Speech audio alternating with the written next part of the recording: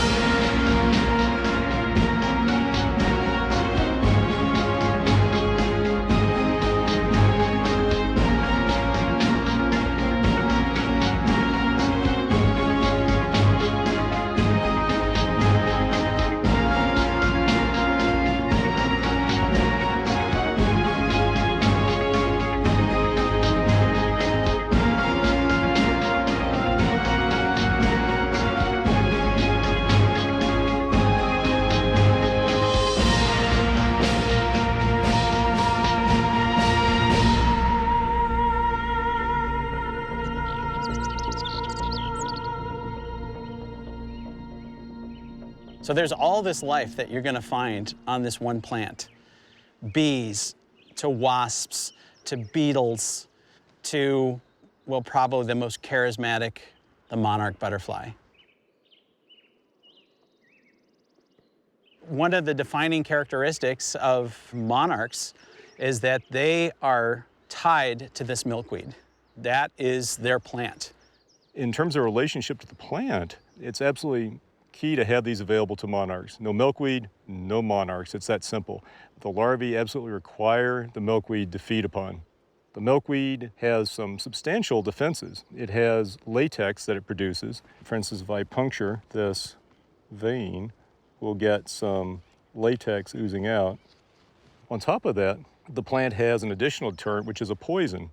The monarch can deal with this. So eggs are laid on here. Monarch caterpillars, larvae, feed on the plant. Not only are they able to successfully graze upon the milkweed despite the latex gumminess and despite the poison, they're actually able to incorporate some of that poison into their own bodies and use that as a defense against predators themselves. I mean, the milkweed not only provides protection for the butterfly, but it's essentially a crib for its babies. It's like a nursery. So what happens if you don't have a nursery? Your numbers are going to decline. And that is the very serious threat that is facing monarch butterflies right now. So here, it's great because we're a national park. Milkweeds are protected. But of course, one of the things that make monarchs so special is this epic migratory journey that they make, with different generations traveling throughout North America. This great little patch of habitat here isn't enough. Once you get outside these protected places, those milkweeds right now are on the decline. And that's mostly because of herbicides. One of the things with milkweed is that they're very effective at colonizing areas that are disturbed. So a classic example of wonderful milkweed habitat are the hedgerows in between row crops.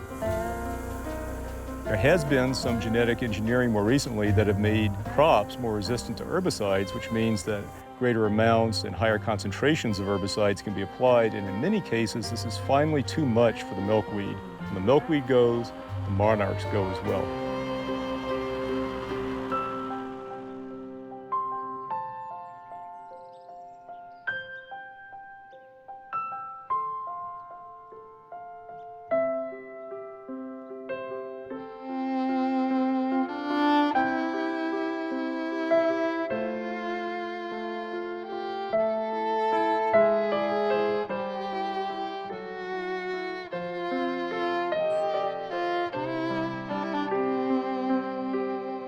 This is one of the most beautiful butterflies you're going to find. Orange and black stained glass windows that are kind of fluttering through the meadow.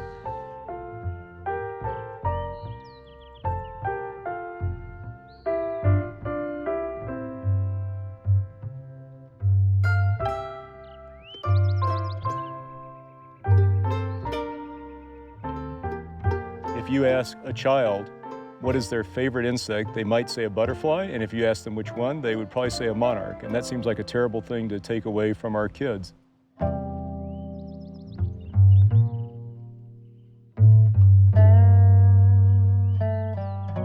You know, there's that John Muir quote, pull on one thing in nature and you'll find the rest of the universe hitched to it.